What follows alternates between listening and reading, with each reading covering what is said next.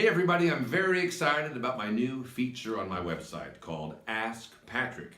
Now today is Monday, July 17th, 2017, 70717.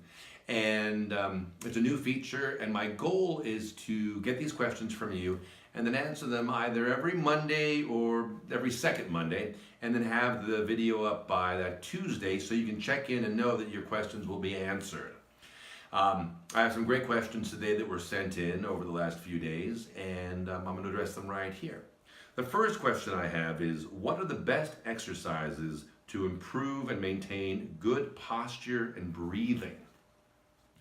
That's an excellent question, because posture is so important in the production of the voice, and also in looking confident and standing confident, and in maintaining a healthy body throughout your whole life. So two good exercises I recommend. First is the floor exercise. Lie on the floor with your knees bent, feet on the floor, and just feel yourself sinking into the floor, relaxing into it. When you're there, you're breathing and you notice your breath just coming in naturally, your stomach going up on the inhalation and down on the exhalation, because that's what happens when you're naturally relaxed and breathing. Notice how your spine is connected to the floor, and imagine there's space between each of the vertebrae. Then do a very simple exercise and just free your neck by just moving your head from side to side, just to free up your neck. That's the first exercise. Then the standing exercise. When you're standing, I want you to do, the first thing is, notice where you're standing, where you're putting the weight on your feet. So play with that. Go a little bit forward on your feet, then a little bit farther back and feel it on your heels. And then notice what it's like when your weight is just in between those two places, evenly distributed between your toes, the heels, your arch, and that you're very evenly distributed. Next, imagine a string coming from the top of your skull. Not from the front of your skull, so it's lifting up, but from the really top of your skull, really lifting up. So that string pulls up your head, top of your head, nice, relaxed, centered jaw, all of that. But that string pulls up from the top of the head, and as you do that, notice the spine elongating, and feel that freedom. Feel that sense of space you have between each of the vertebrae. Then I would like you to do this, and that is, imagine that there's maybe a balloon, a little balloon underneath each of your pits. So you have some space right there underneath your armpits. Finally, imagine a string coming from the base of your sternum, pulling out toward the center of the room. So you're expanded, standing tall, confident, expanded, reaching up through that spine. And as you're doing that, I want you to soften. Let your whole body just soften.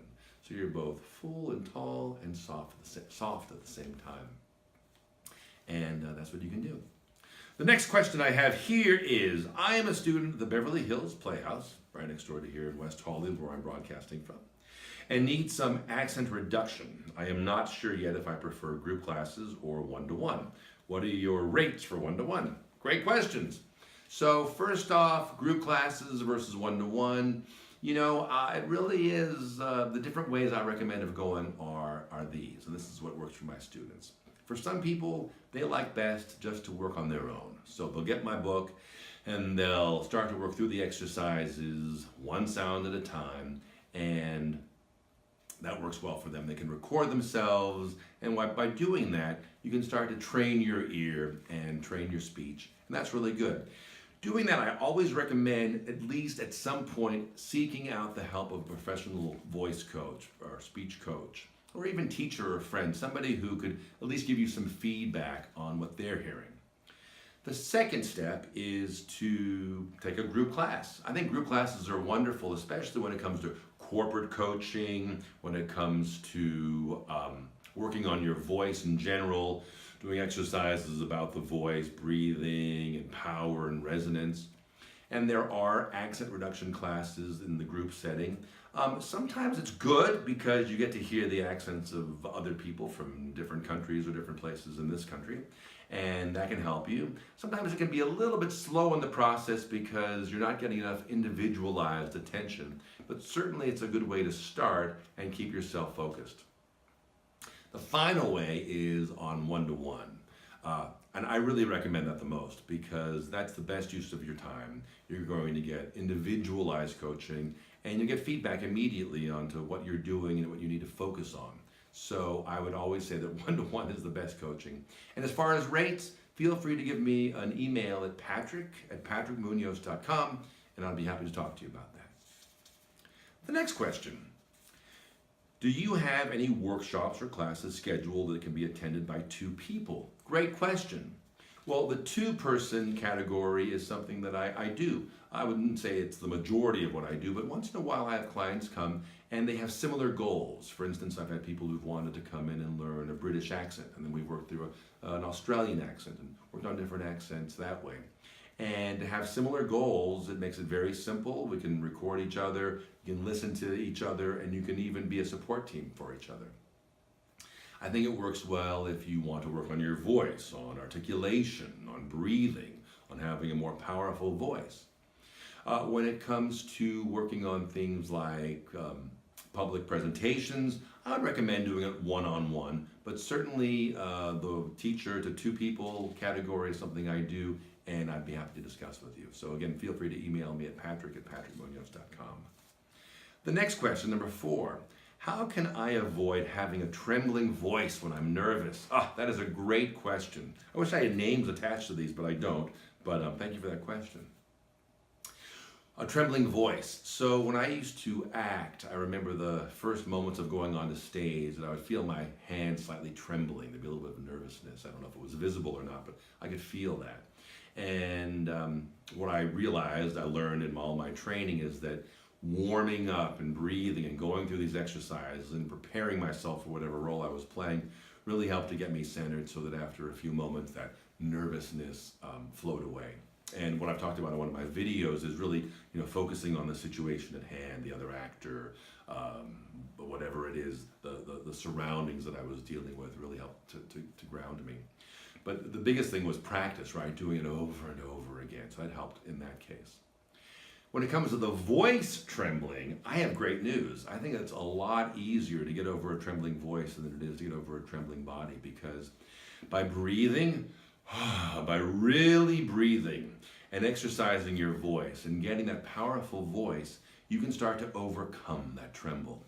It's only when the voice is kind of small and not being supported and you're speaking from your throat, which I always talk about, that most people talk from their throat, that trembling starts to happen. Once you start to breathe and really slow down and sound out your words, the trembling will go away. So warm up, warm up, warm up. Practice these exercises that I talked to you about. Learn to use your voice. Make this a daily routine. Finally, number 5. What is the best thing I can do in under 1 minute to prepare for a public speech?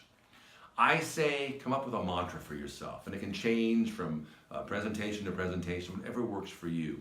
Something like, I'm here to be of service, I'm here to be of service. Repeat this mantra to yourself silently over and over and over again for that minute you have, so that you can be in a sort of meditative state and ready to go for action.